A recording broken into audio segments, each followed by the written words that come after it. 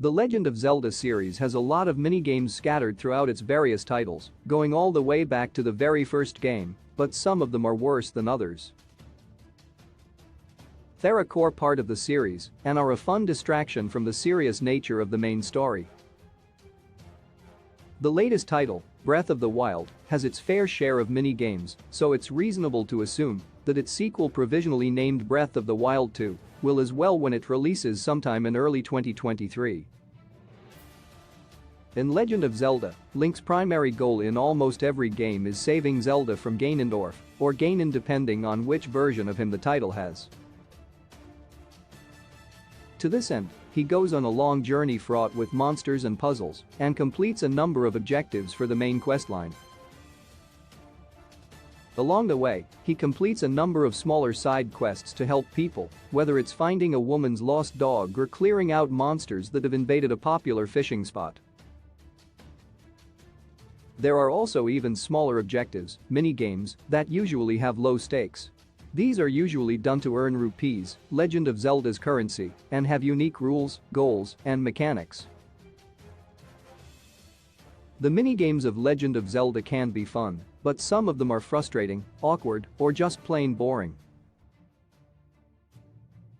There are a few different reasons why a minigame might be bad, including poor mechanics or too much of an emphasis on RNG.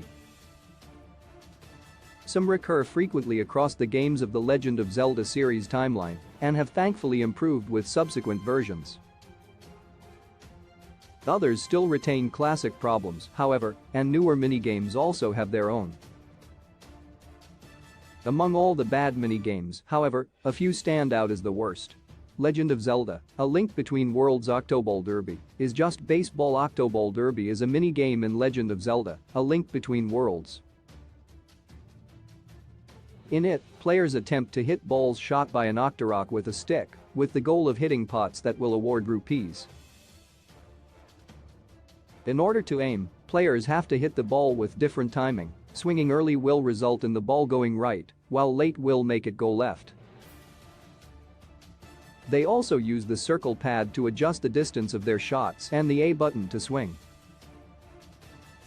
If Link hits 3 pots in a row, a crow will fly across the screen, which is worth 20 additional rupees. Players can get a decent amount of Legend of Zelda's money by farming rupees this way, 255 rupees per game to be exact, as it's possible to get multiple crows. There are also crabs on the ground, which will reset all of the pots when hit. The reason Octoball Derby is a bad minigame is because it's little more than baseball, which isn't bad intrinsically, but is rather out of place in a Legend of Zelda game. The field is clearly a baseball diamond complete with bases and lines, which serve no purpose since Link doesn't run the bases.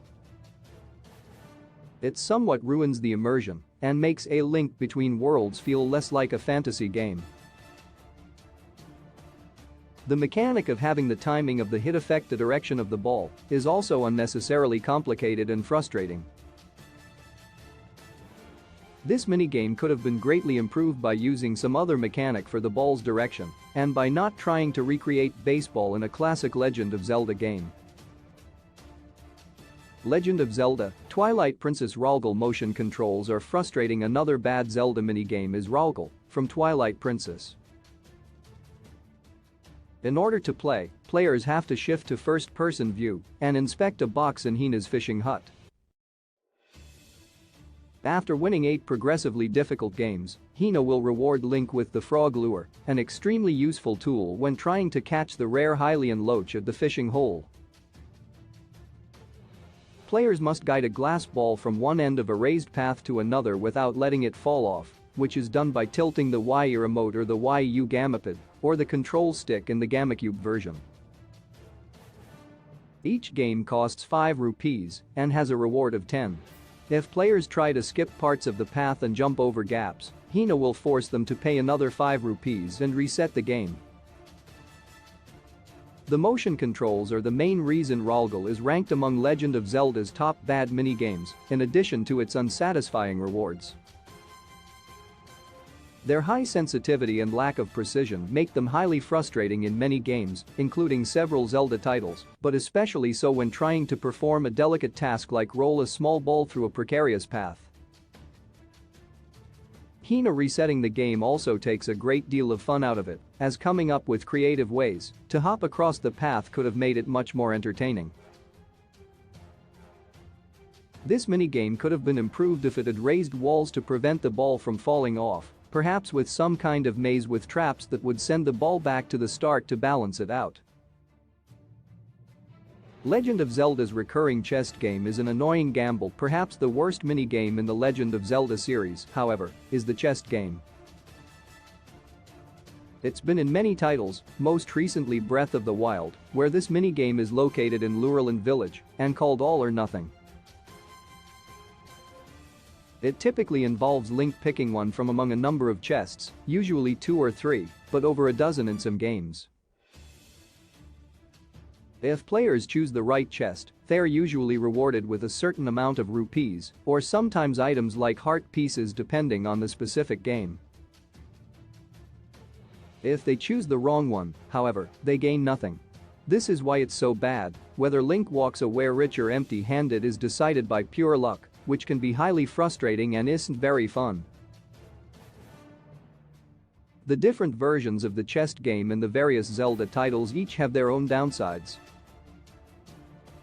Some versions in games that contain heart pieces, for example, are frustrating due to the fact that players need as many of them as they can get in their quest to defeat Ganon or whatever main Zelda villain Link is facing in his adventures, making repeated gambling and potentially inordinate amounts of losses necessary if they want to get every heart possible, especially since there's a much lesser chance of winning them than rupees.